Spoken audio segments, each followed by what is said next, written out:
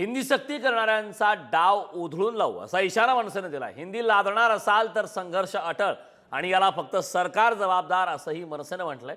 यावरूनच आता राजकारणही चांगलंच तापलंय. महाराष्ट्र नवनिर्माण सेनेच्या माध्यमातून या हिंदी सक्ती संदर्भात विरोध दर्शवण्यात आलाय. खरं तर शैक्षणिक धोरणासंदर्भात काही महत्त्वाचे बदल करण्यात आले राष्ट्रीय पातळीवरती. त्यामध्ये इयत्ता पहिलीपासून हिंदी भाषेचा समावेश करण्यात आला, मात्र त्याला मनसेचा विरोध आहे. 22 भाषा आपल्या कॉन्स्टिट्यूशनने रिकॉग्नाइज केल्या. त्या 22 भाषांपैकी एक भाषा हिंदी आहे. हिंदी ही राष्ट्रभाषा नाही. बघा, विषय मराठीचा आहे. मैत्री हा एक भाग झाला आणि मराठीची अस्मिता हा एक भाग झाला.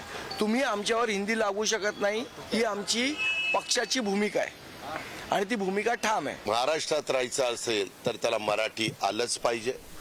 त्याचबरोबर भारतामध्ये अनेक राज्यांच्या मध्ये हिंदी पण चालतं. काही जण म्हणतात ती राष्ट्रभाषा आहे, पण त्याच्यावर वाद आहे. मला त्या वादात शिरायचं नाही. हे बाकीच्यांना सध्या कुणाला उद्योग नाहीत ना, काम नाही ना, ते असले वाद काही ना काही घालतात. हिंदी राष्ट्रभाषा आहे. हिंदी राष्ट्रभाषा असल्यामुळं हिंदी सुद्धा लोकांना आली पाहिजे.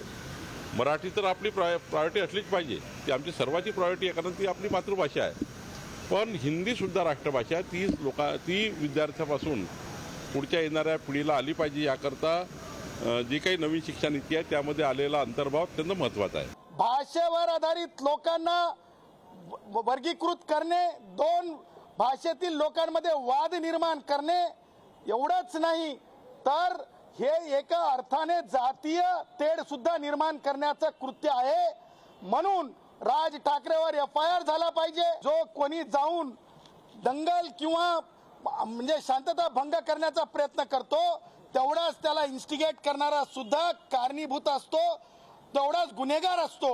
म्हणून राज ठाकरेवर सुद्धा गुन्हा दाखल झाला पाहिजे.